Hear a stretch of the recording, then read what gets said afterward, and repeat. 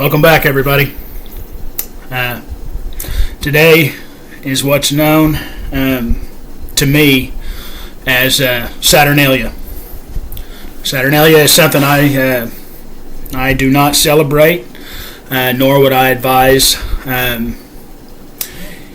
a follower of Jesus Christ to celebrate. Jesus was not born on this day. I've done multiple videos where I've talked about the holidays or holidays, like I like to call them, the Babylonian holidays. You could call them that. One of the first videos I did was the church is a whore.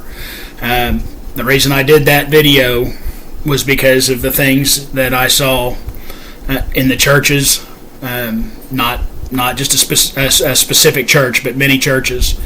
And so my wife and I, we came out of the church, and because there's, I haven't seen one yet, that doesn't celebrate. I haven't met one. I haven't been to one yet that either has a nativity scene out in December or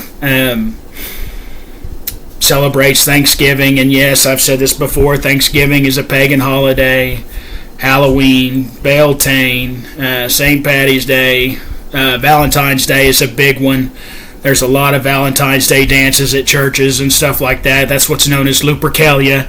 If you would study all these out, you would know that yourself. And all these pastors should know all this, but they do it anyway. There is a way in their mind that seems right, but will end in destruction. And we'll get on into that later.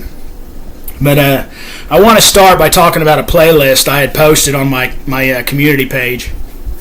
And I got quite a few not so kind comments as well as emails. I lost 10 subscribers, which is fine with me. Michelle actually came to me and said that I needed to clarify what I was trying to put on that playlist, and the Lord said no. He said those that are going to leave would leave anyway. It's the same thing as when the rich man was caught crying out to Father Abraham, saying, I have 5 brothers, please send Lazarus back and tell them that they do not want to come here. And Father Abraham looks at the rich man and says, even if one comes back from the dead, they will still not listen.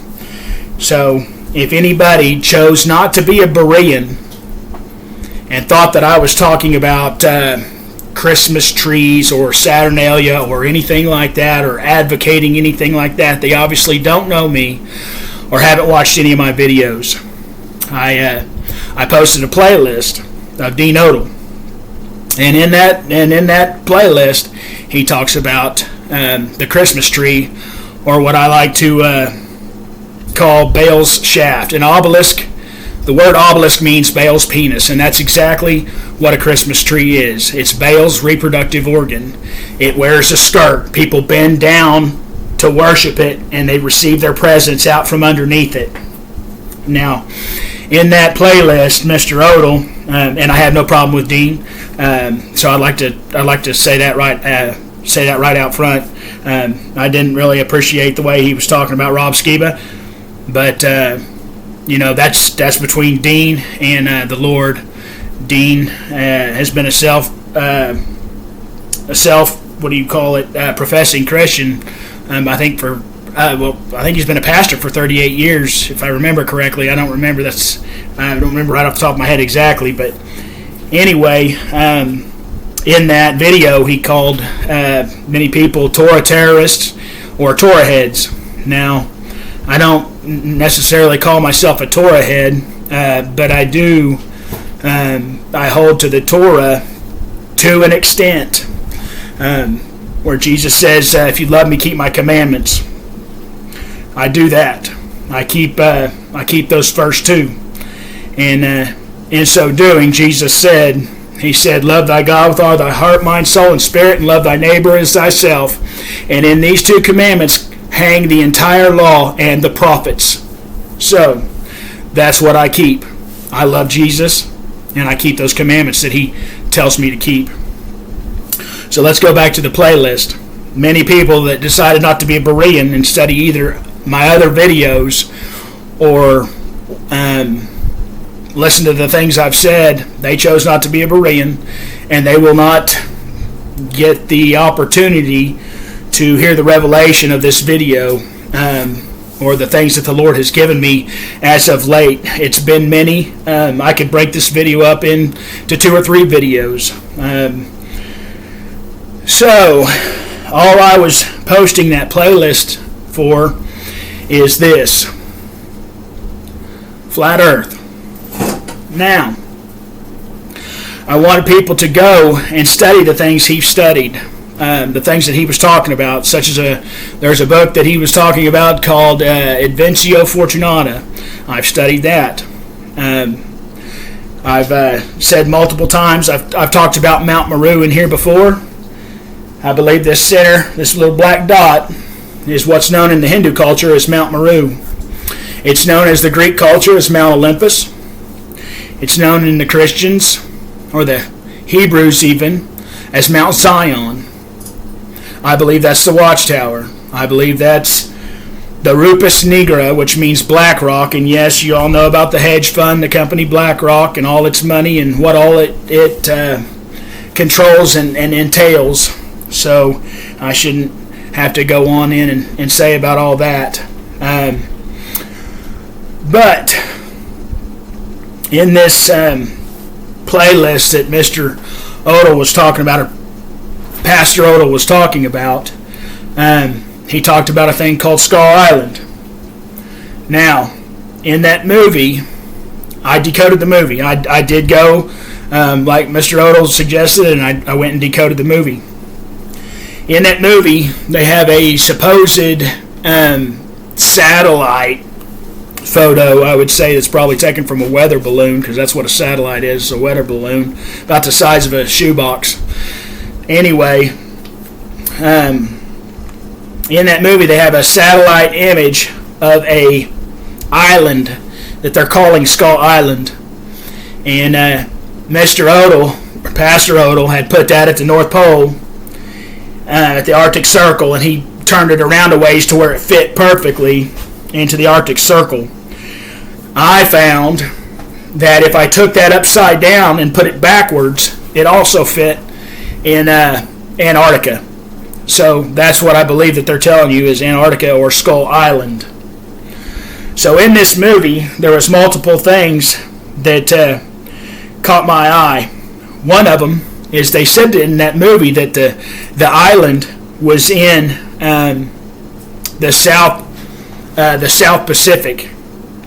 The problem with that is, in that island they depicted the Aurora Borealis showing, which tells you, if you're seeing the Aurora Borealis, you're in the north, or what I like to call the journey to the center of the earth. That's where you're at, the center. So, that being said, also, to get to that island, there was a big storm. You know that storm because it's always there. It's known as the polar vortex, and it sits in the center. Yes, they can steer it a little bit with Arecibo or atmospheric heaters and stuff like that. I believe that's how Satan changes seasons and times, because I believe God has just took his hands off of us for the most part, and Satan is the one changing the seasons. I did a video called how will Satan explain this, or how can Satan explain this, where I talked about what's in the trails in the sky, and how the Hopi Indians said at the end of days there will be cobwebs woven in the sky.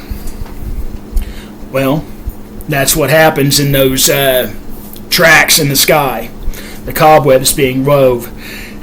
You can study out Escherichia coli or E. coli. You can study out a thing called Pseudomonas syringae, and those are what comes out of the back of those planes, that and silver iodide, as well as lithium, strontium, barium, selenium, aluminum. All that stuff comes out of the back of them. So, anyway, that polar vortex, back to Skull Island, that polar vortex is always there. I've actually seen a video. It looks like it's from an SR-71, but it's not. It's from a Russian military plane flying over that area. And in the middle of this area right here, you can see the cloud bank is all in a big circle. And in the middle of that circle sticks up this big black rock, or Rupus nigra, I believe is the North Pole. And that's where Santa, or Satan, is. Satan controls this area. What's the Bible say? If Jesus said, if my kingdom was of this world, my people would fight. Well, who's in control? That's right. Santa Claus, or Satan Claus. And we'll go into Matthew 4 here in a minute, and I'll show you that. Who's in control of this area between the firmament and the ground, or even below Satan, is the anointed cherub that covereth. He covereth anything from the firmament on down. And like I said, in Matthew 4, we'll go into that. So, back again to Skull Island. Like I said, I jump around a lot, and I apologize for that, but that's just how my mind works. I was telling my boys earlier, I said, everything goes through my mind about 1,000,000 miles an hour, and it just comes to me. I can't explain it. So anyway, Skull Island. You had that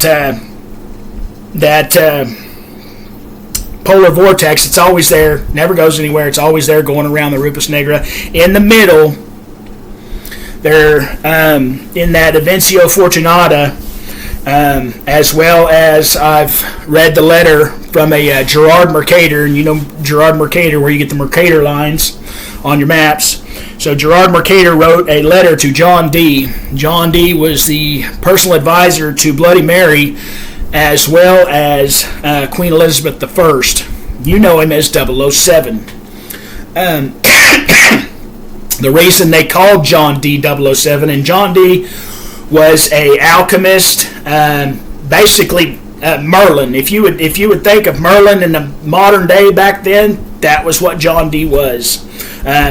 The mystery schools. He was a maga, or a magi, or a Simon Magus that talks about in your Bible. That's what John Dee was. And whenever he would sign his letters going to the Queen, he would sign it, and it was 007.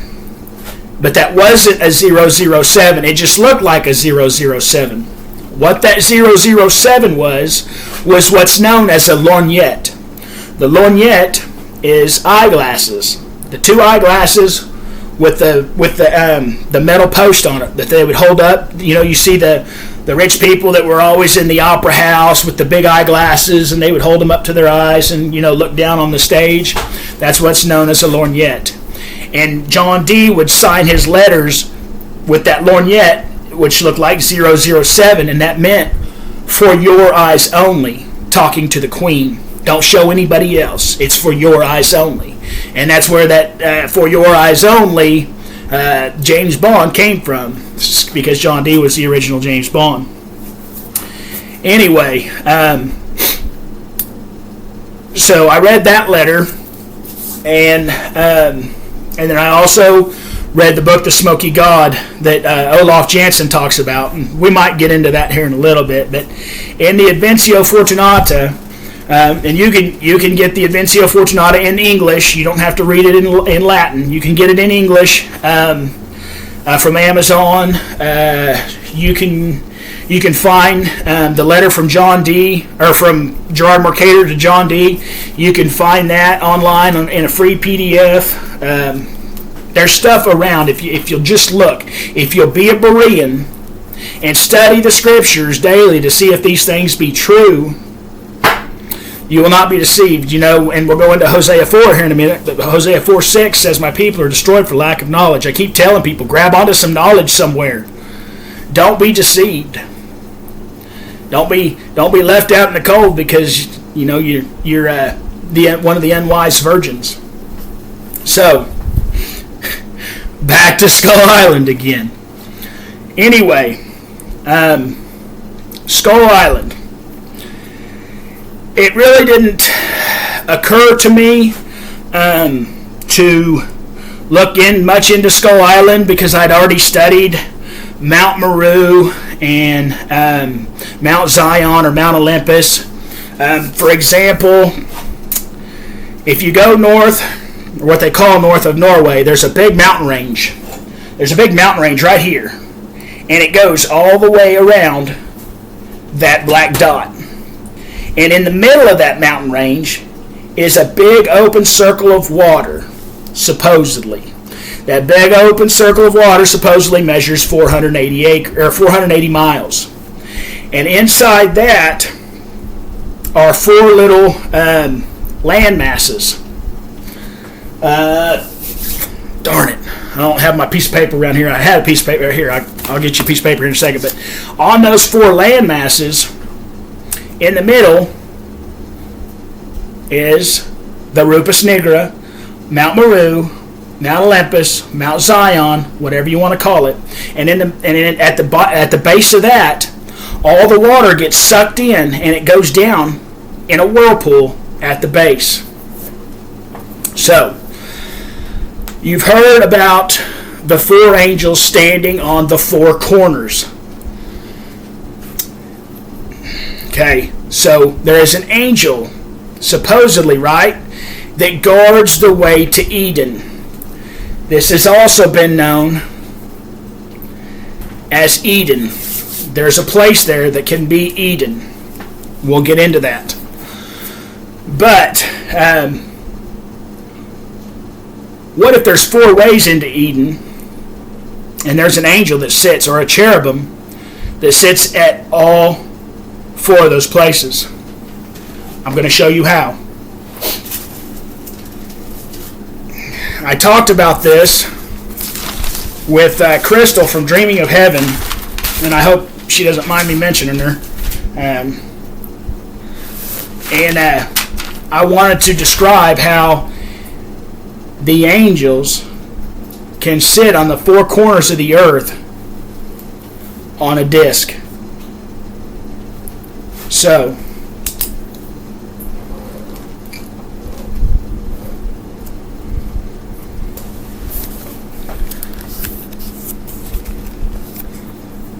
this right here is a corner. This right here is a corner. This right here is a corner. This right here is a corner. Four corners. An angel here facing out that way. An angel here facing out this way. And an angel here facing out that way. And an angel here facing out that way. Those are the angels that it talks about in Revelation. And we'll get into Revelation here in a bit. But that's the angels that hold back the wind. You remember when the Satanist Herman Walker Bush was sitting out there saying the angel has their way in the whirlwind? Do you think those angels are what causes the wind? Just a question. So that's how you get four angels on four corners on your disc. So there's that. Now,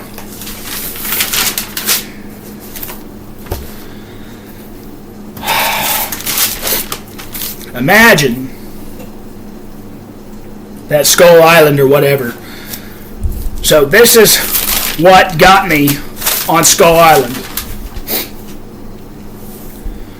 This what made me look into it a little bit further. After I'd already studied Mount Meru and all that stuff, I thought, well, you're done with that. Let's go on to something else, because everything's connected. So you start on one thing, and then it leads you off over here, and then this will lead you off over here, and here, and here, and here. But everything is connected, and it'll always lead you back around. Anyway, so Skull Island. And the reason I was talking to Crystal from Dreaming of Heaven, if you remember, I had a dream. And in that dream, Crystal had interpreted it. I'd heard the name Shelley Loomis. And the Shelley, if you remember, Crystal meant ewe lamb or bride. And the Loomis meant a protective place or a nook. I think that protective place or that nook is right here. And we're going to go into that. Back to Skull Island again. The reason we go back to Skull Island, where was Jesus crucified? The place of the skull, right? Golgotha. I got chills right now. Sorry. I got goosebumps everywhere.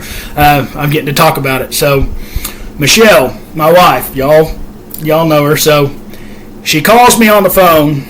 This has been about a month ago. It was during a fast. I had put a fast on my community page, and I'd asked people to fast. And then after the fast, I was telling everybody about all this revelation that I was going to come out with on a video. This is it. It just took me a while because God just kept connecting more dots. Like I said with this Skull Island thing, I wanted people to start looking into the Skull Island part. It had nothing to do with looking at Christmas and trying to prove that Christmas was a thing. I looked into that stuff Dean Odell talked about, Pastor Odell, I'm sorry. I couldn't find anything. I was like, a paradise tree? What is a paradise tree? I've never heard. I mean, the books of Adam and Eve talk about the trees in paradise and their smell and stuff like that, but I could never find any of that stuff he was talking about, and it didn't make any sense to me. I've looked into it for going on 2 years, and I've never seen anything he was talking about, and I know the Lord personally tells me not to touch that with a 10-foot pole, so I just never have. Anyway, so I wanted people to look into Skull Island, and that's what I did. So we decoded the movie and all this and that. But during that fast, my wife calls me on the phone. I'm at work, and she was listening to it's called the Gospel of Nicodemus, or also known as the Acts of Pilate. And in the Gospel of Nicodemus, Pilate is telling Jesus at the place known as the pavement, when he's sentencing Jesus, he tells the centurions and Jesus, he says, go and take him and crucify him in the garden where you took him, where you found him. And so she calls me up and she said, what do you think about this? And this is exactly what I said. I said, everything I've ever read said he was crucified at the place of the skull. Nothing that I've ever read said that he was crucified in the Garden of Gethsemane. Nothing. So, we'll go into that here in a minute. But I do know about one thing about the Word of God. And I've said it in here many a times.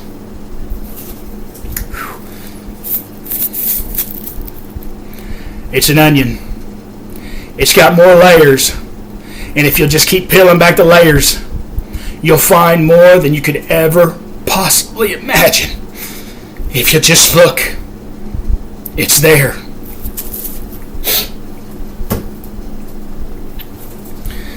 I think in Genesis 3, Lamech is talking about killing a man and killing a boy, and that's why his wives are mad at him. He's talking about that in your Bible, and you can't figure out why until you read the book of Jasher. And the book of Jasher tells you why. Because he had killed his son, Tubal-Cain, and he killed his grandfather, Cain, the son of the wicked one, maybe, or Adam. Depends on what the Lord has revealed to you. Regardless, Jasher tells you that he killed Cain and Tubal-Cain. Also, all I've ever heard of from pastors is all Cain had to do was go and sacrifice a sheep instead of giving God corn or whatever he'd grown out of the ground. So I'd always took that as fact. But your Bible says he gave of the inferior part of the ground. So that's where every pastor gets that he had to sacrifice a sheep. And that's why God told him, sin lieth at your door. No. Your book of Jasher says that he personally gave of the inferior part of his crops. He gave the things with blemishes in them. That's why God says, don't give anything with a blemish, no spot, no wrinkle, no eye plucked out, no broken leg, no nothing like that. I want your best. I want your best. When you sacrifice to me, I want your best. I want all you got. Everything you do as unto the Lord. So, also in Joshua and 2 Samuel, it says, aren't these things chronicled in the book of Jasher? So, I read apocryphal books. And I hold on to everything loosely unless it is bolstered in the Bible. If it's bolstered in the Bible, I grab onto it. So I was telling my wife when she called, I have never seen anything in the Bible where it talks about Jesus being crucified in a garden. Everything I've ever seen was he was crucified on Golgotha Hill. So, let's go into Matthew chapter 26.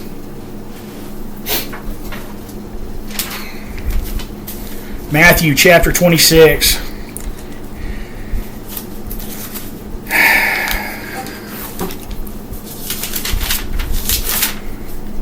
Matthew chapter 26, verse 14. I'm going to read down to 16. I'm just going to go through it a little bit.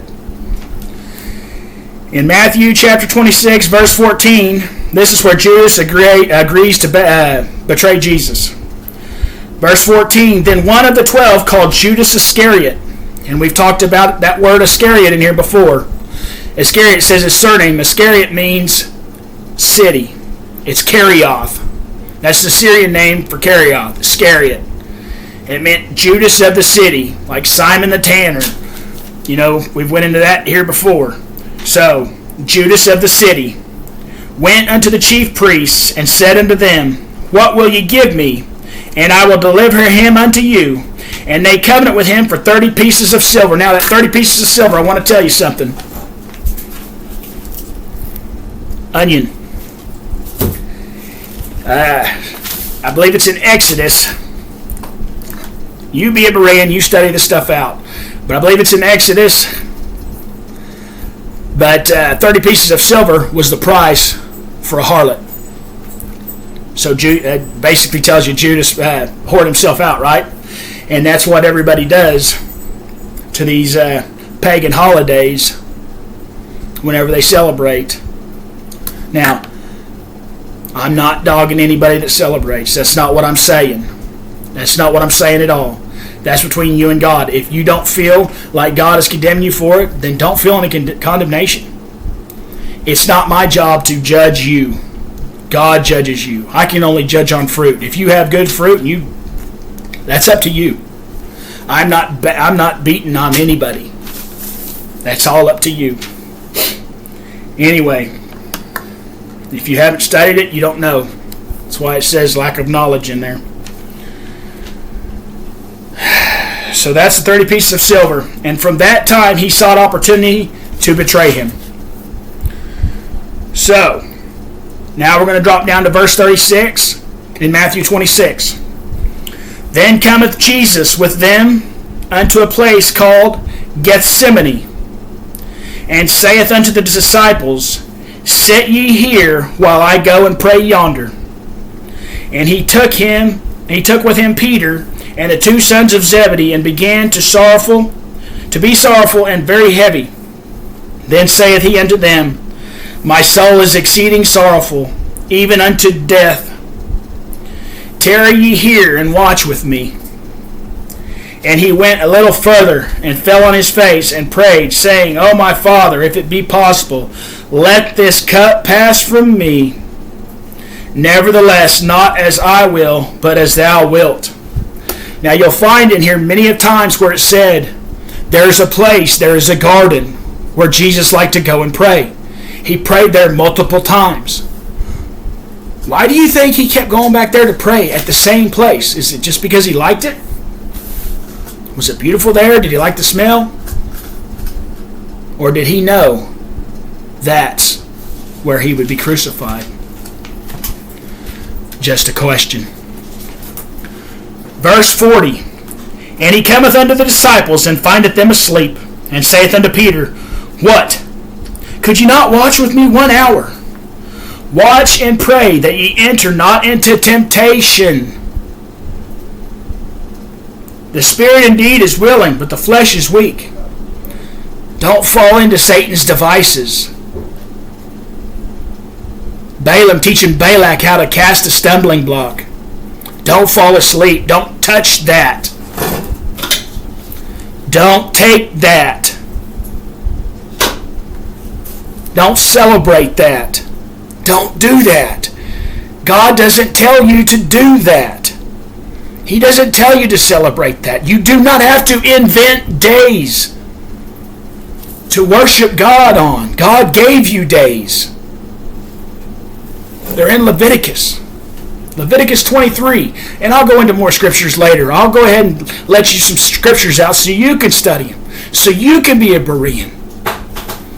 So you can say, hey, I don't do that. And this is why. You can take somebody to Jeremiah 10. And you can show them. Because 3/4 of the world that call themselves Christians, if not more, don't know Jeremiah 10. They don't know Amos 5, where God says in Amos 5, I abhor your feast days, not my feast days, your feast days, and I will not smell in your solemn assemblies, your get-togethers, your family reunions that you celebrate on this day, this particular day, on that particular day. Don't do that.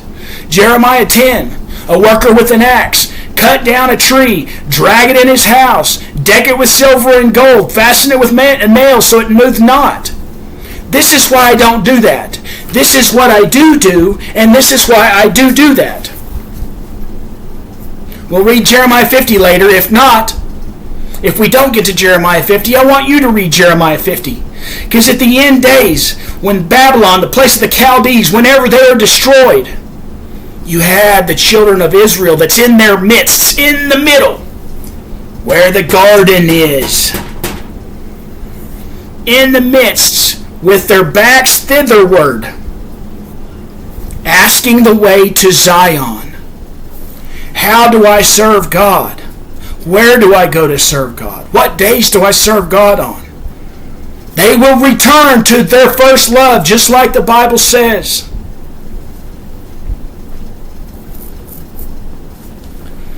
Okay. I'm going to drop down to 42.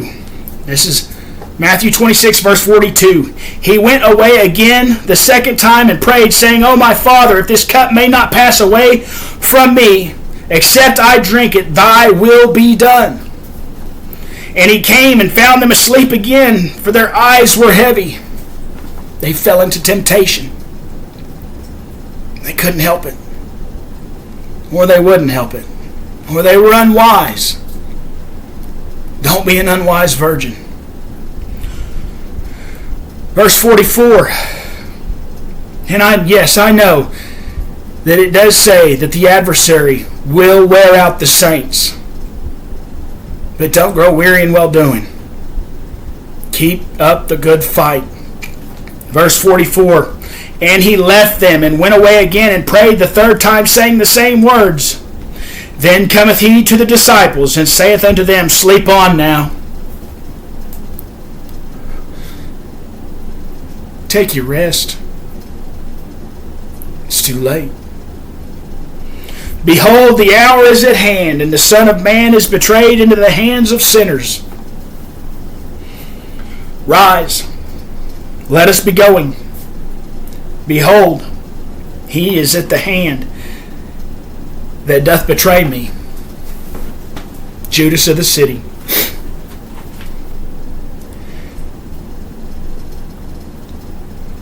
So he was taken. He was arrested at Gethsemane. You've all heard this story. So, they take him to Caiaphas and Annas and all them, and they start examining him. Peter denies him 3 times. Then, when they said, what more of a witness do we? Let's take him to Pilate. So they take him to Pilate, and Pilate starts examining him. Sends him to Herod. Herod sends him back to Pilate. They keep going back and forth. And this is what Michelle is listening to. And so she hears this part, which had me buy this book. And when I was listening to that playlist, I heard something. And when I heard it, I started studying. And it's led me here.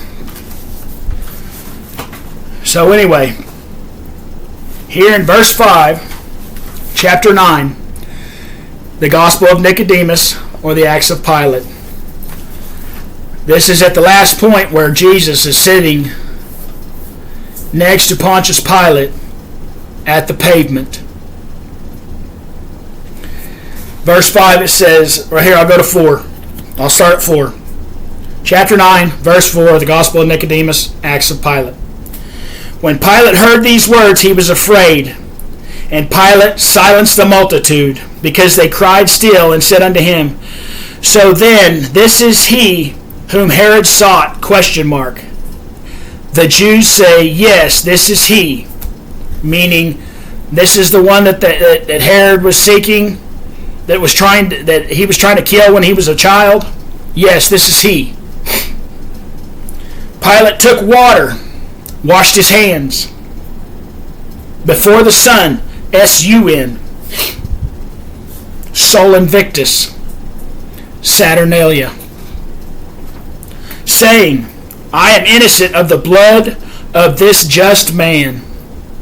See ye to it. Again the Jews cried out, His blood be upon us and upon our children.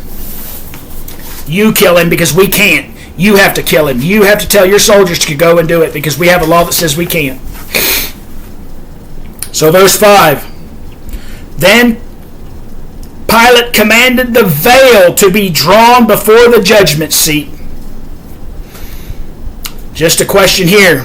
Did anybody see a coronation of a king recently where they drew a veil around him? And he said some stuff that they didn't want anybody else to hear. If anybody remembers that, it's kind of like this. So they drew the veil to be drawn before the judgment seat, whereon he sat, and Pilate saith unto Jesus, Thy nation hath convicted thee as being a king. Therefore have I decreed that thou shouldest first be scourged, according to the law of the pious emperors, and thereafter hanged upon the cross in the garden, wherein thou wast taken. And let Dismas and Gestas, the two malefactors, be crucified with thee. So,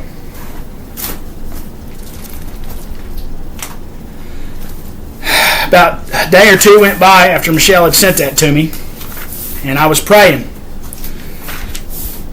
I picked up my Bible, I set it in my lap. This is the God's honest truth. I set my Bible in my lap, closed. I started praying. I said, God, show me something that you want me to learn. Teach me something that you want me to know and to share with everybody else. I just flipped open the Bible. That was it. I went straight to John 19. I'm going to go to John 19, verse 17. I read the whole chapter. I started and went to 17. As soon as I hit 17, I was like, okay, God, that's what you're trying to tell me, so now I can go tell my wife. So John 19, verse 17, because Michelle asked me to look into it, and I just hadn't had the time yet. It had been 2 days. So I guess God decided to show me a little more. Verse 17, the crucifixion. John 19, verse 17. And he, bearing his cross, went forth into a place called the place of a skull. Don't forget about Skull Island.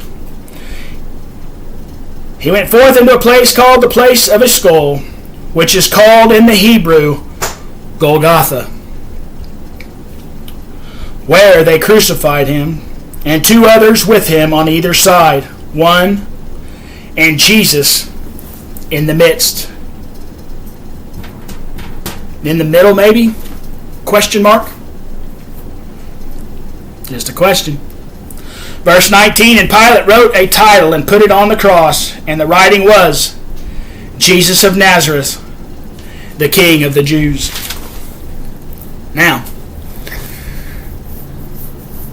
so I thought that's what God was saying. And then I get down to verse 38. And we'll go there now. John chapter 19, verse 38.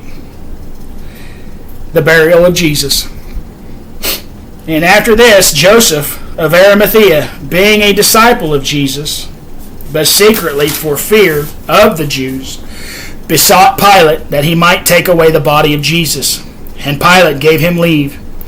He came therefore and took the body of Jesus. And there came also Nicodemus, which at the first came to Jesus by night, and brought a mixture of myrrh and aloes, about 100-pound weight. Verse 40. Then took they the body of Jesus, and wound it in linen clothes with the spices, as the manner of the Jews is to bury. Listen up. 41. Now in the place where he was crucified, there was a garden. And in the garden a new sepulchre, wherein was never man yet laid. There laid they Jesus. Therefore, because of the Jews' preparation day, for the sepulchre was nigh at hand. Jesus was crucified in the Garden of Gethsemane on Golgotha Hill. Michelle wouldn't have ever been reading the Gospel of Nicodemus. I would have never caught that. He was born, or he was buried, or he was crucified there. There's also other places in the Bible where stories you can find, such as Joseph. Joseph, whenever Potiphar arrested him supposedly, and he was cast into the soldiers, the Pharaoh's soldiers' prison. That was in Potiphar's house as well. Joseph was still in Potiphar's house. He was just in the dungeon of Potiphar's house. But you don't know that just with the Bible. You have to know that by reading the book of Jubilees as well as Jasher. They both state that. So, the apocryphal books can be of help. They make your Bibles come alive. They give you more of a story, more of an understanding, and they connect dots. So, anyway, back to Skull Island. I have talked many times about that place over in the Middle E place not being the I country that it's supposed to be. I've stated that it is most likely over here or over there. Or not over there, but over here. I'm going to go to Matthew 4. I told you we'd go to Matthew 4 here in a bit. And talk about that. Because like I said, this is also known as Mount Zion. This North Pole where Santa or Satan sits. And that's where those pygmies that we were talking about earlier, the elves, that's where they are now because Satan is in charge of that place. But I believe, starting to believe, that's where Mount Zion is. Wholeheartedly. Biblically as well. Matthew chapter 4, verse 1. Then was Jesus led up of the Spirit into the wilderness to be tempted of the devil. And when he had fasted 40 days and 40 nights, he was afterward a-hungered. And when the tempter came to him, he said, If thou be the Son of God, command that these stones be made bread. But he answered and said, It is written, Man shall not live by bread alone, but by every word that proceedeth out of the mouth of God. Then the devil take him up into the holy city. Holy city. Does anybody know the holy city? The devil taketh him up into the holy city, and setteth him on a pinnacle of the temple. Can anybody guess? Or has anybody ever heard where that is? Jesus dying in the Garden of Gethsemane, being crucified in the Garden of Gethsemane. I think God is the only one that has ever used me to confirm that I know of. Matthew 4, I could be wrong, and the holy city. But I believe that God is trying to use me to reveal this. I want you guys to test the spirits. I want you guys to go and check and be Bereans to see if these things be true. Test the spirits. Look for yourselves. We talked about the holy city and the pinnacle of the temple. That's where Satan took Jesus. Let's go to Revelation chapter 21. I'm going to start in verse 1. And I saw a new heaven and a new earth. For the first heaven and the first earth were passed away, and there was no more sea. And I, John, saw the holy city. The holy city, the same one that Satan took Jesus up on, on the pinnacle of the temple. Holy city, New Jerusalem, coming down from God out of heaven, prepared as a bride, adorned for her husband. And I heard a great voice out of heaven saying, Behold, the tabernacle, the temple of God is with men, and he will dwell with them, and they shall be his people, and God himself shall be with them, and be their God. You've all heard of these books, these fantasy magazines that talks about a city in the clouds. What do we think is above Mount Zion, Mount Meru, Mount Olympus? This, Rupus Nigra, Mount Zion, Mount Meru, Mount Olympus, was a watchtower for the watchers. We'll go into that here in a minute as well. But I just showed you in Revelation 21 the holy city. Now, let's go back to Matthew 4 and finish. The devil taketh him up into the holy city.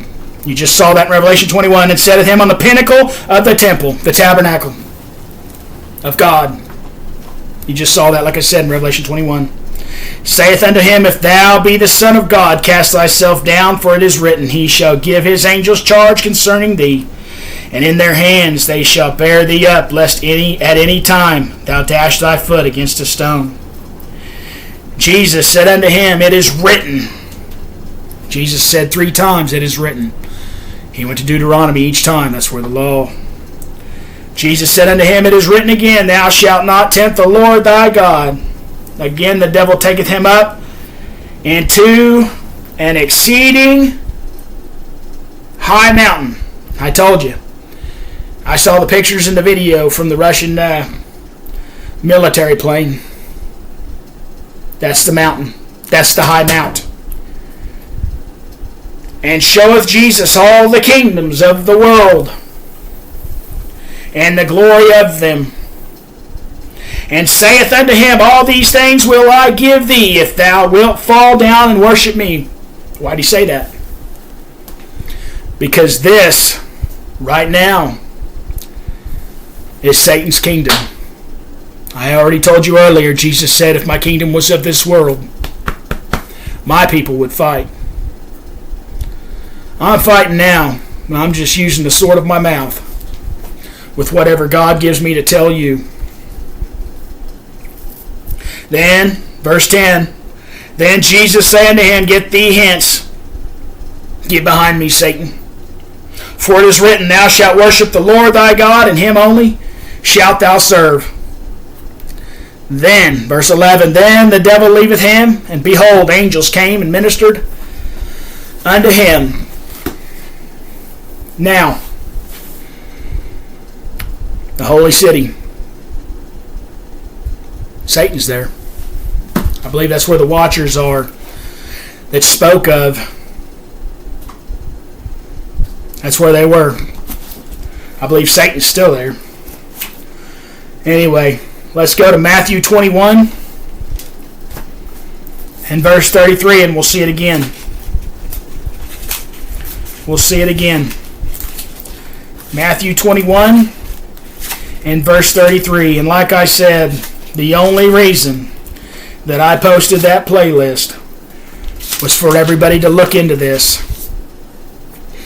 It all started with Pastor Odell saying the place of the skull. Jesus wasn't crucified over there in that place. Could he have been crucified here? Just a question. When I was at work, I even wrote it down. God reached down and put it in my spirit. Like lightning. It was there. He said, Adam died in the garden. Jesus died in the garden.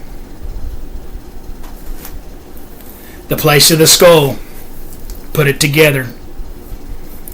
And so when I decoded that movie, I seen that place of the skull. And I seen, like I said, the polar vortex and the aurora borealis. And that told me where it was. And it told me that is true Mount Zion. New Jerusalem sits above it. The firmament sits back here over the top. New Jerusalem will come down and sit right on top. Pop. And then it says all the kingdoms of the world will come up at the Feast of Tabernacles once a year and worship at our feet.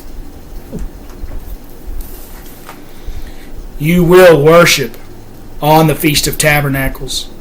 The Feast of Tabernacles, me being a Torah head that I am, I guess, as Pastor Odell would say, I don't count myself as a Torah terrorist. Terror's not in, I guess you could say, not in my repertoire anymore. That is until we come back on that white horse and we're gathering tares. Anyway, Leviticus 23.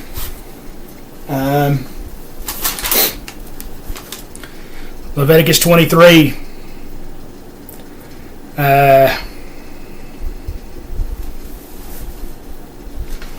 Where's it at?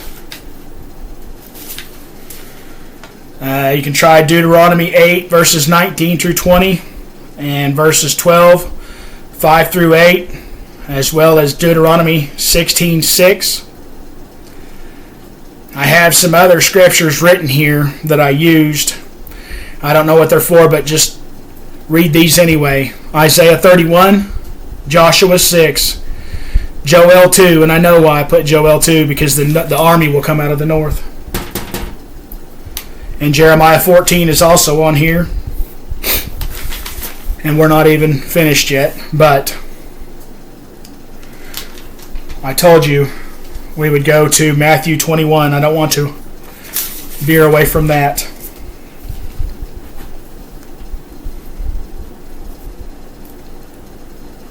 Oh, yeah.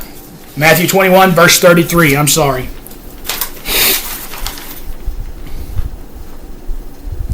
This is the parable. It says the parable of the wicked husbandman. I'll probably just read 31. You know what happened with the watchers.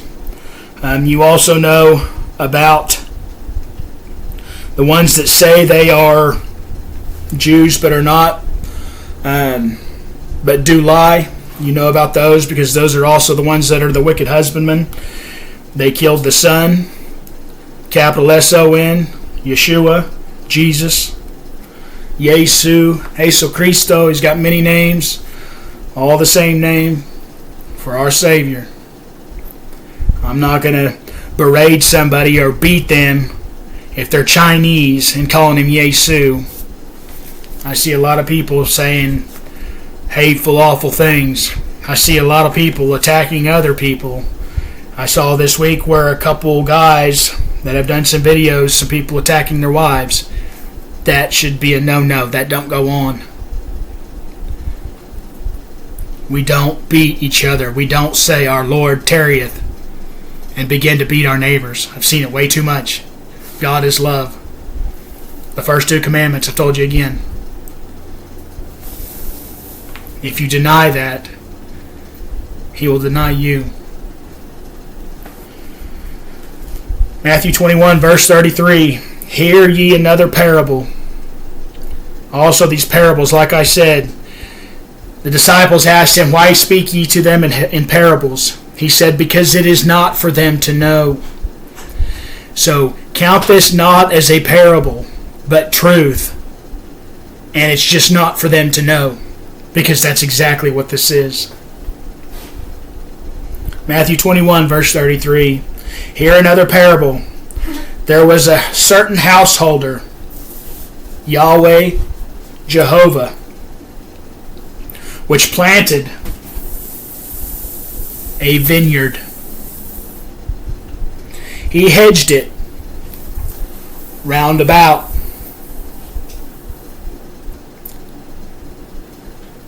Vaulted dome, vaulted ceiling, like a tent stretched out.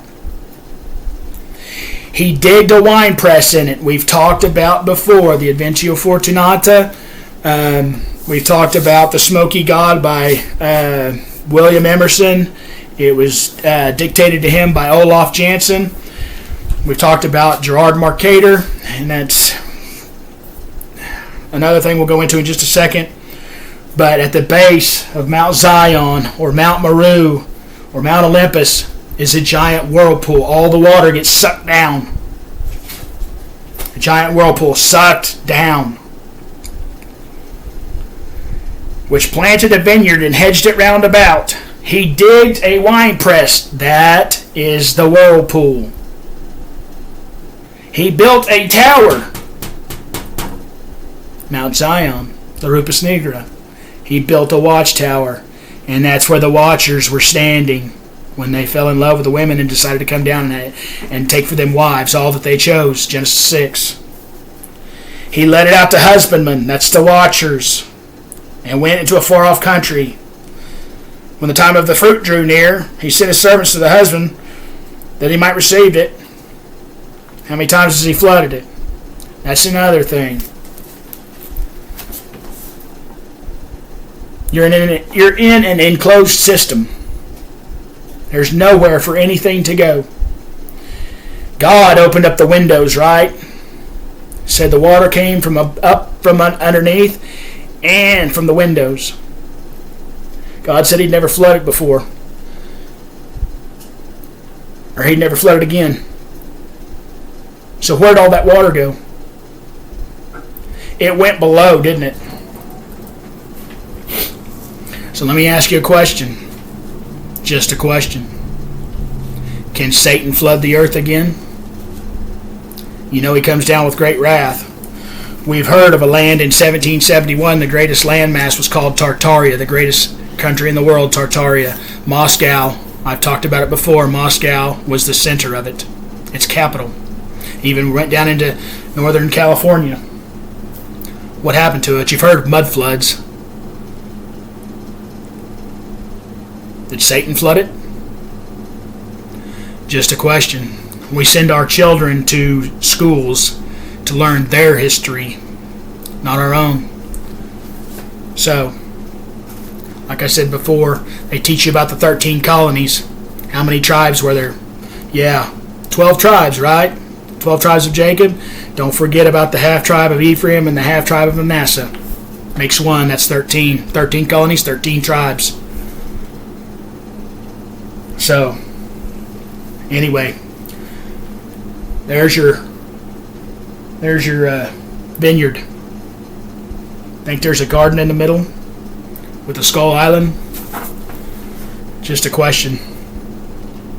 Like I talked about in Jeremiah 50, I said if we had time, we would read it.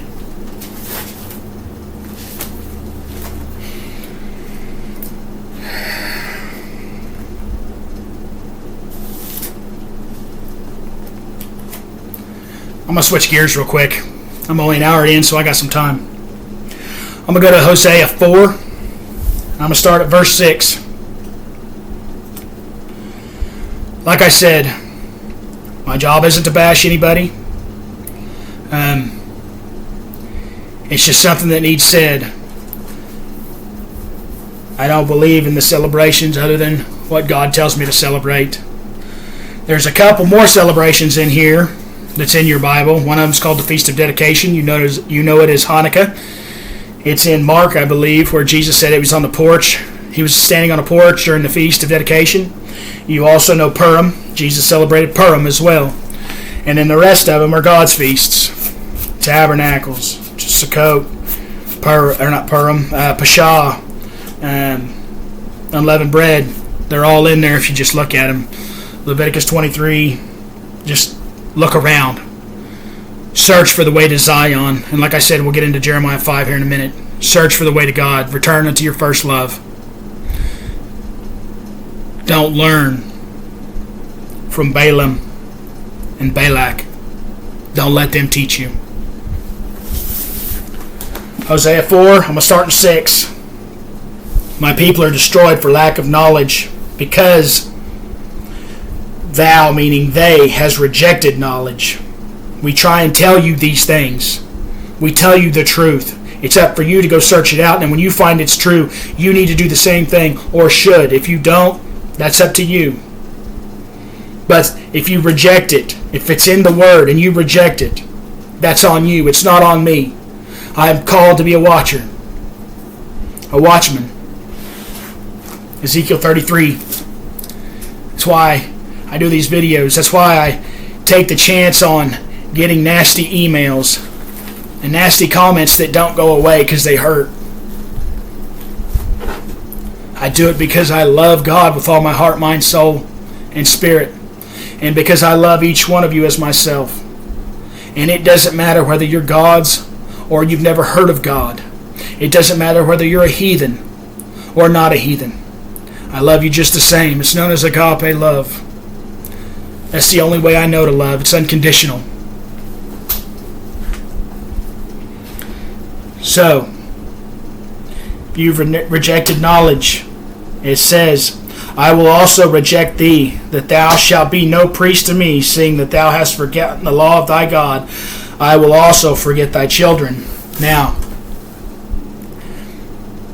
the Torah head thing, the Torah terrorist, I know what it says. You are no longer under a schoolmaster. You're no longer under the law. Jesus said, I did not come. I come to fulfill the law. The law is there if you choose it. The first two commandments. That's the law I follow, the first two. Because like I said before, on those two hang the whole law and the prophets. So if you're celebrating something, that means you're celebrating some other God. Now, you can be made to celebrate something that you don't want to, and we will go into that here in a minute as well. On to verse 7, Hosea 6. As they were increased, so they sinned against me. Therefore will I change their glory into shame. They eat up the sin of my people, and they set their heart on their iniquity. And there shall be like people, like priests, and I will punish them for their ways, and reward them their doings. For they shall eat, and not have enough. They shall commit whoredom, and shall not increase, because they have left off to take heed to the Lord. Whoredom and wine and new wine take away the heart. My people ask counsel at their stocks, and their staff declareth unto them. For the spirit of whoredoms hath caused them to err, and they have gone a whoring from under their God. They sacrifice upon the tops of mountains and burn incense upon the hills, under oaks and poplars and elms, because the shadow thereof is good. Therefore your daughters shall commit whoredom, and your spouses shall commit adultery. Now, that word spouses is male and female.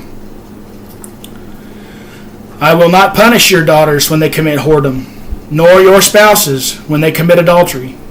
For themselves are separated with whores, and they sacrifice with harlots. Therefore the people that doth not understand shall fall. They are unwise. If they're gods, they are unwise. If they're still doing it and they're not gods, they're heathen. Jeremiah 10 says, learn not the way of the heathen. Verse 15, though thou Israel play the harlot, yet let not Judah offend, and come not ye unto Gilgal, neither go ye up to Bethaven, or swear the Lord liveth. I'm going to stop there on Hosea.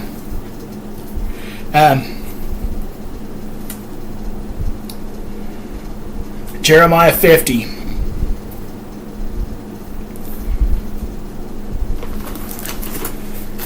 Jeremiah 50. The reason Michelle and I stopped going to church was because you had all these pastors, not just one pastor, but multiple.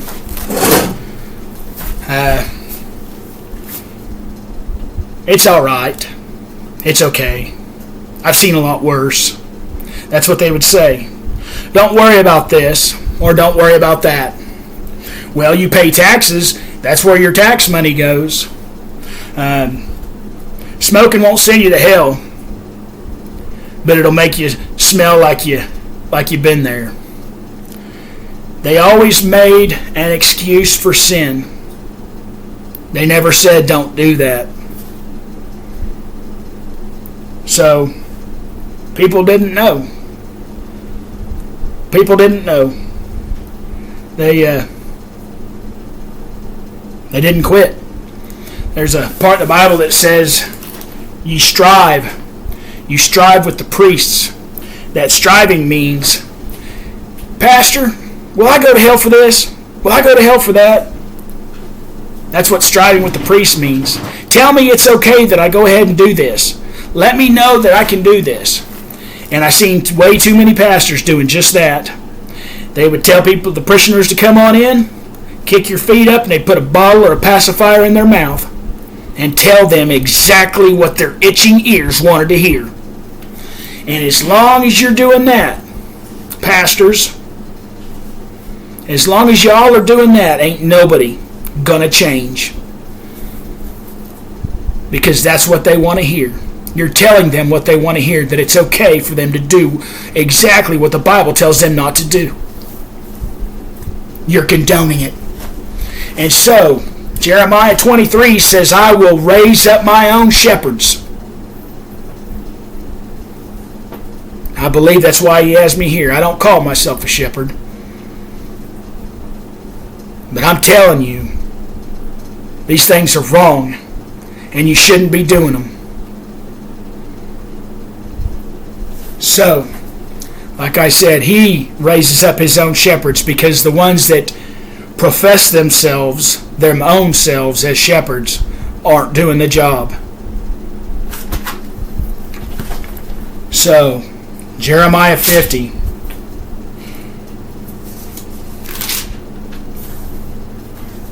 I'm going to start at verse 1. I think I'm going to go down to 5, I believe it is. The word that the Lord spake against Babylon and against the land of the Chaldeans by Jeremiah the prophet, which is exactly where you're at.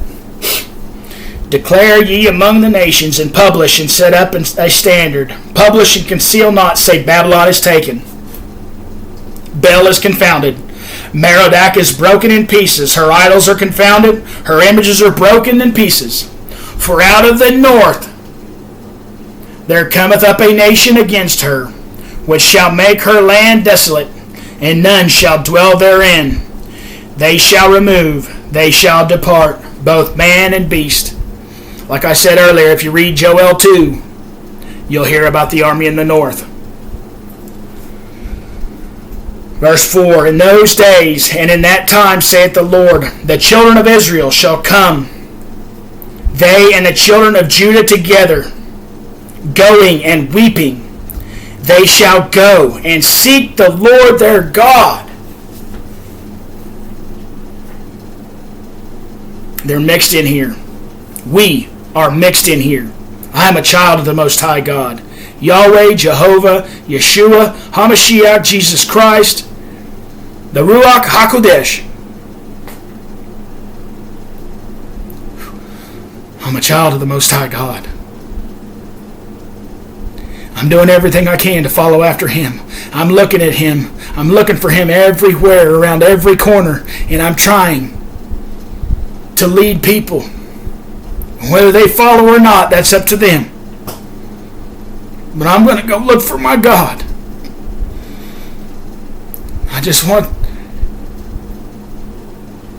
I want some people to be wise enough to be looking for Him too. And let's all go together. Let's not leave one behind. Verse 5, they shall ask the way to Zion.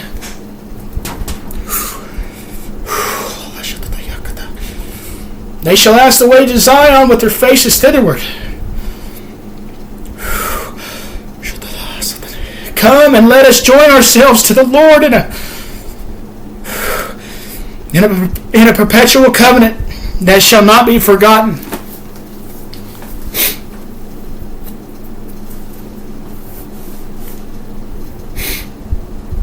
And the other day, Michelle and I always find ourselves asking, God, are we one of your two witnesses? God, are we one of your 144,000s? We see 144 everywhere. God speaks in numbers. God speaks in other ways too to make sure that you know it's clear. I was sitting at a stoplight, me and Michelle were sitting at a stoplight, and I'm asking God, I'm praying, because that's all I ever do. I pray without ceasing. I'm talking to God 24/7. And I invite you to do the same if you're not. I'm sitting at a stoplight waiting to turn. And I said, God, just tell me. Tell me. Tell me I'm one of your witnesses. Tell me I'm one of your children. And a car turns in front of me. And on the back of that car it says in big bold letters, Witness Security. Witness Security. I just lost it right there. I just lost it right there at the stoplight.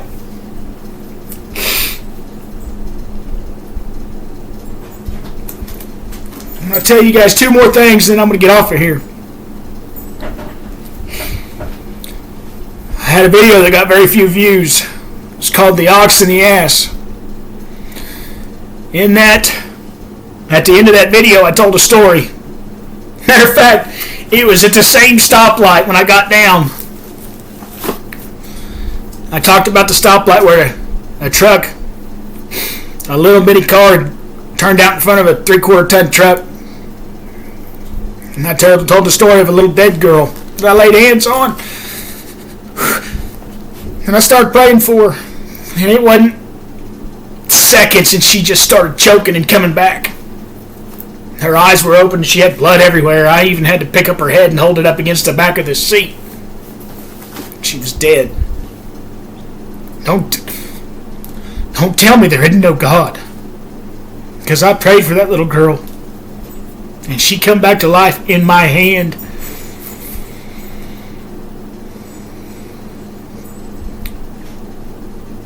If you all remember her name was Hope.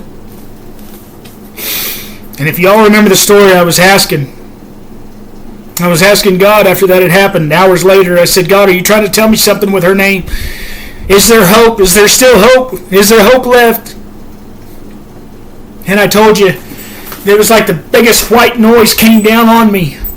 And I couldn't hear the things I normally hear or feel the things I normally feel. It was like a big distortion. It was like the devil had just covered me up, the cloak. And I did spiritual warfare.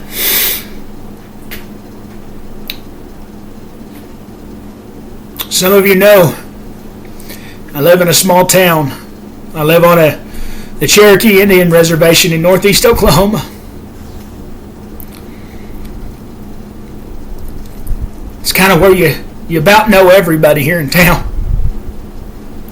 So I'm at work, and I'm at lunch, and I'm sitting across from a man that I'm very good friends with, and he's distraught.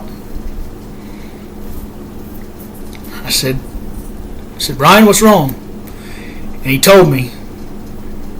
He said one of his best friends had just passed. I said, oh yeah? He said, yeah. He told me his first name. Told me he was out at a rock quarry. I said, oh. I started talking to him, trying to minister to him a little bit. This was on a Thursday. And I don't know if they still released the name of the person or not. And I don't want to disparage the dead or talk about the dead or anything like that. It's one thing I had a problem with Pastor Odell on. This boy's first name, he was 30 years old. His first name was Justin. He had a wife and two children. This was 3 weeks ago. Anyway, every Friday I go get donuts for everybody at the steel mill. So I'm at the donut shop, and some of the city officials and stuff like that are there.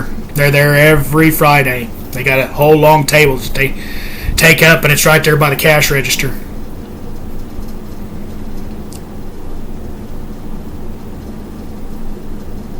Anyway, I hear him talking. And I hear him talking about this boy. And he said, yeah, right out there at the rock quarry. He fell in a rock crusher while I was running. A rock crusher is basically a big food processor or a blender for rocks. So just imagine what it can do to flesh. Anyway, when I heard about it, I was like, oh, I couldn't imagine. I just couldn't imagine it. And then I felt the Lord put in my spirit, said, look at the name.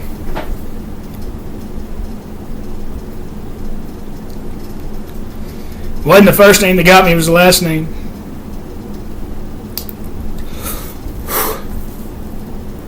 Hope. Hope. So, that really hit me there. So I'm asking God again. Actually, I didn't really ask Him then.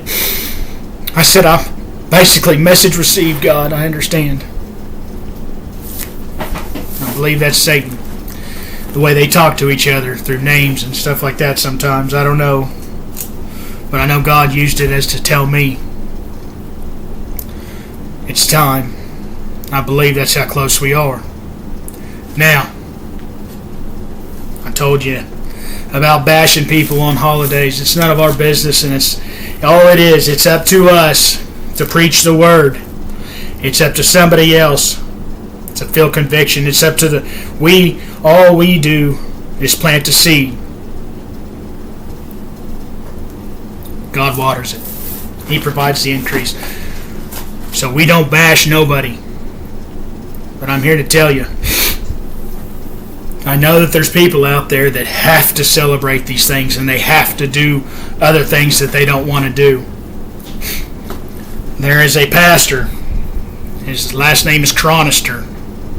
He has I think it's called Cliffside Community Chapel. It's in Anchorage, Alaska. I heard something from him 2 years ago, 3 years ago maybe, and it's resonated with me ever since.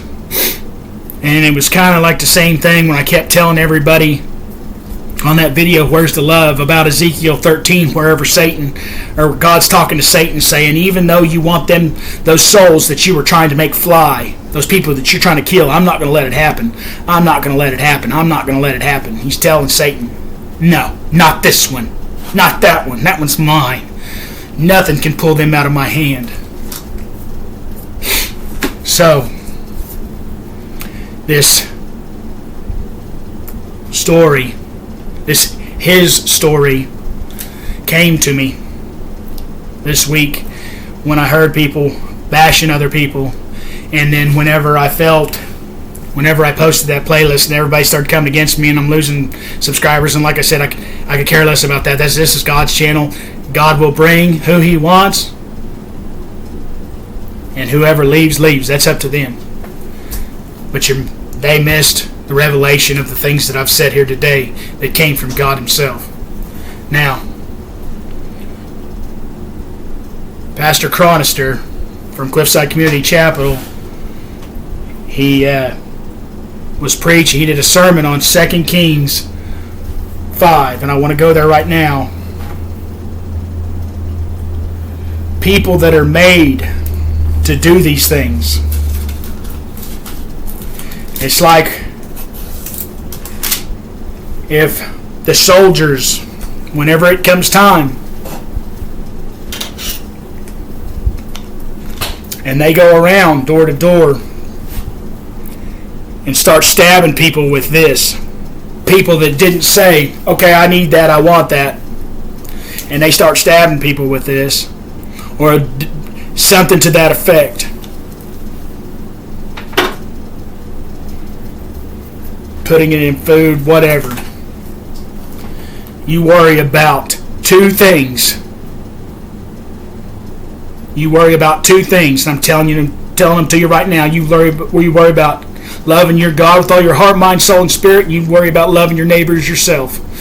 And that neighbor also means those people coming up from the southern border. Because I'm going to tell you one thing. This happened before. This happened before, supposedly, back in the 1400s, 1500s. The Native Americans, which were Native Americans, but the Native Americans back then, the Huron, all those, the Iroquois, the Seminole, the Cherokee, the Osage, all of them, they said they just keep coming off the boats. They just keep coming. They just keep coming. The white man just keeps coming. They keep coming. They keep coming. What are you looking at today? Those are settlers.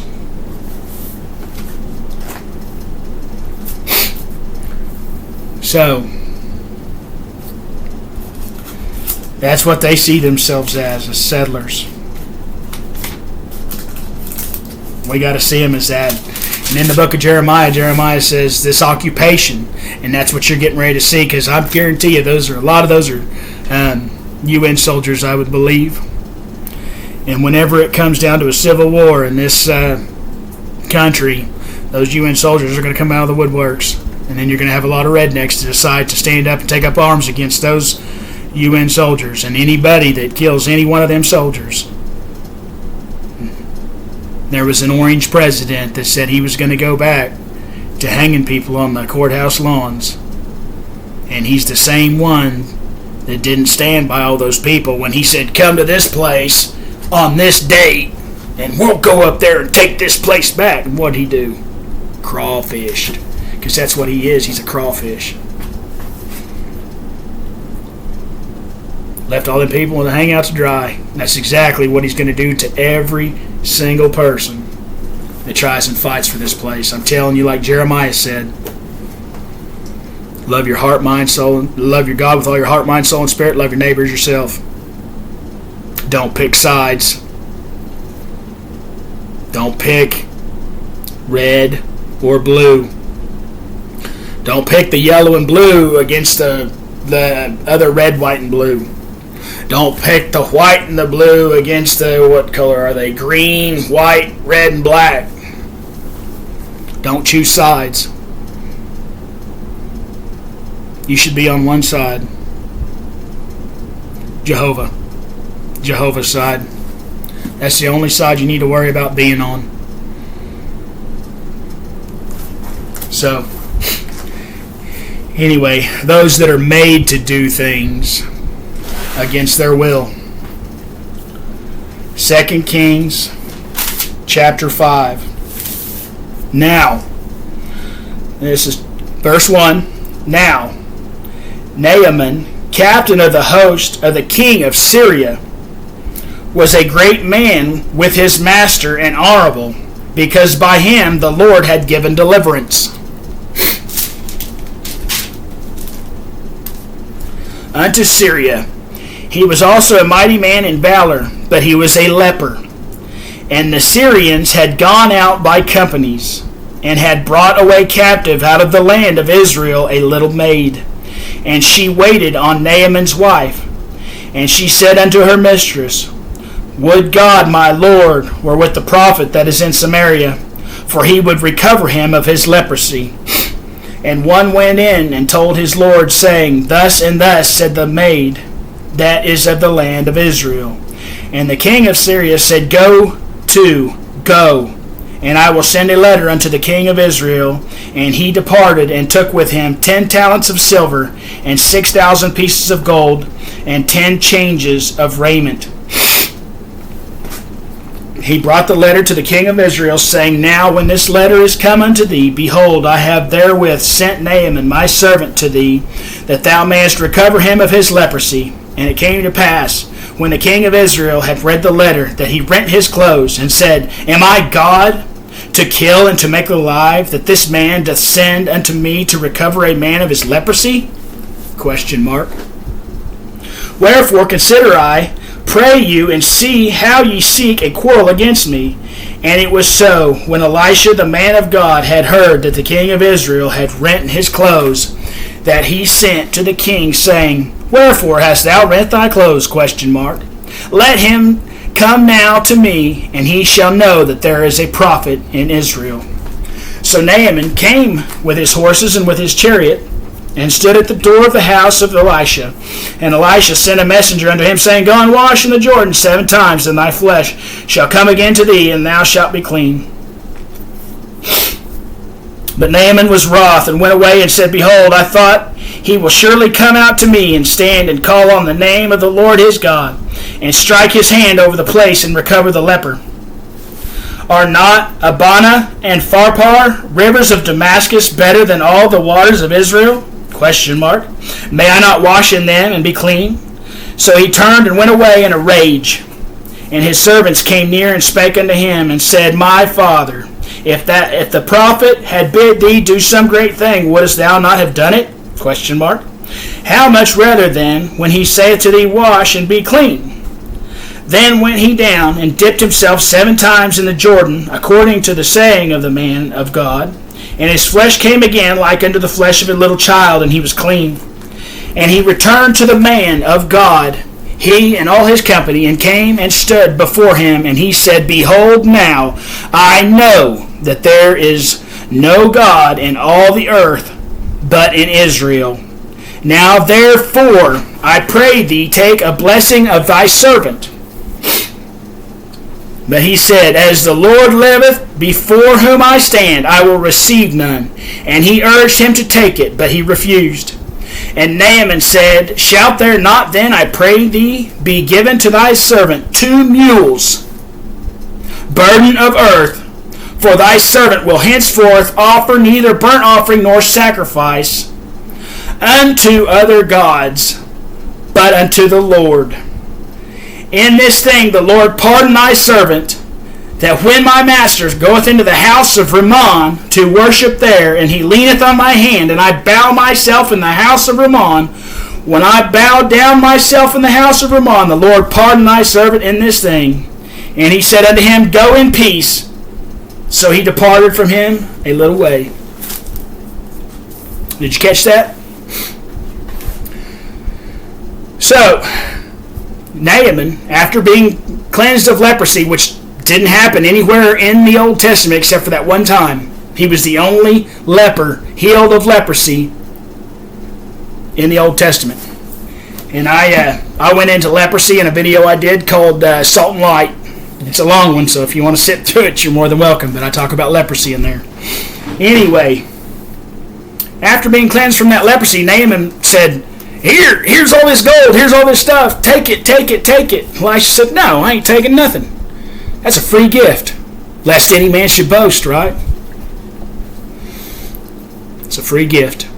So Naaman looks at him and said, All right, well, if you won't take that, can I please have 2 however many sacks it would take of dirt from Israel. Can I have as much dirt as my 2 mules can carry from you? Please give me your dirt so I can put them on my mules. I just need enough dirt for 2 mules to carry.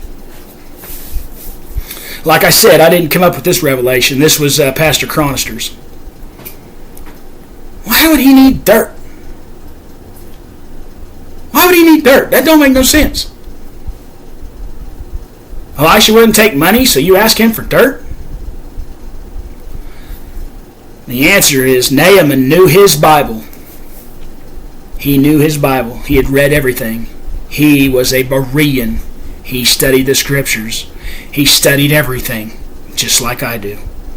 Just like a few others I know do. Just like my wife does. We study everything. That way we can share everything we know. Now, Pastor Chronister put that together with Exodus 20. So let's go to Exodus 20. Exodus 20.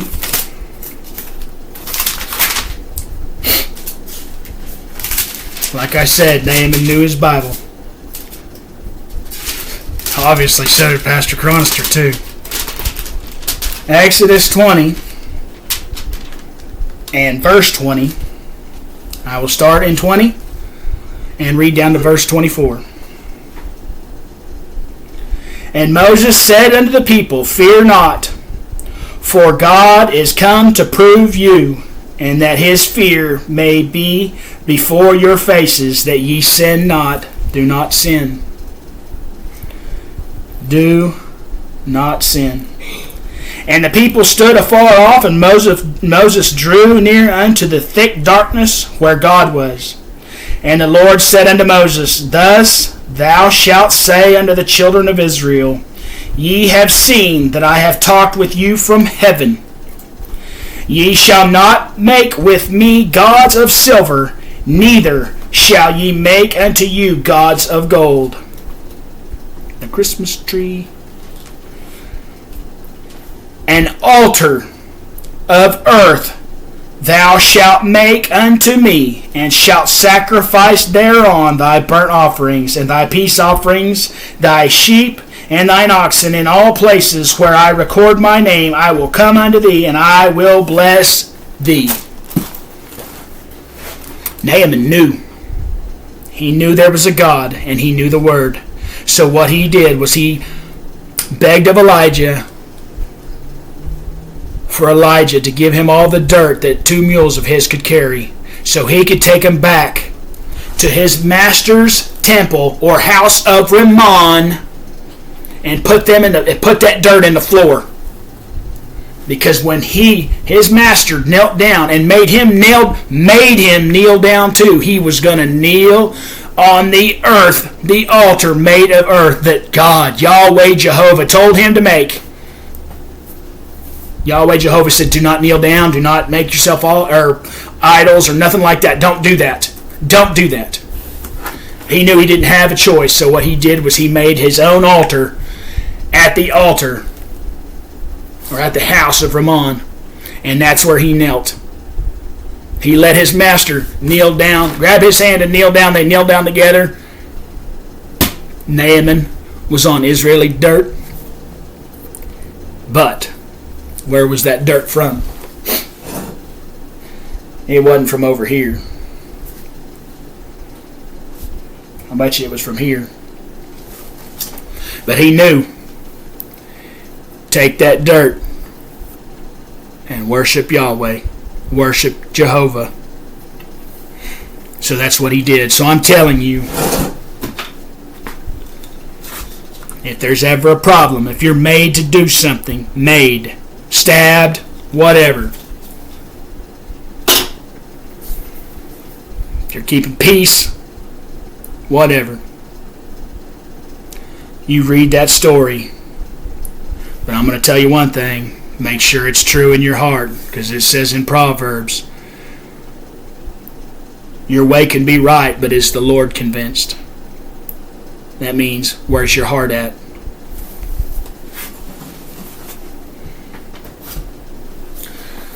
Like I said, Proverbs 25 this morning.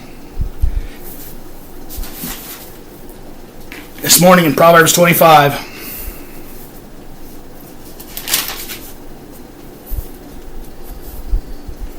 it is God's privilege to conceal things and the king's privilege to discover and invent. It is God's privilege to conceal the Garden of Gethsemane from the world. It's a privilege of God to conceal the holy city and where Satan took Jesus.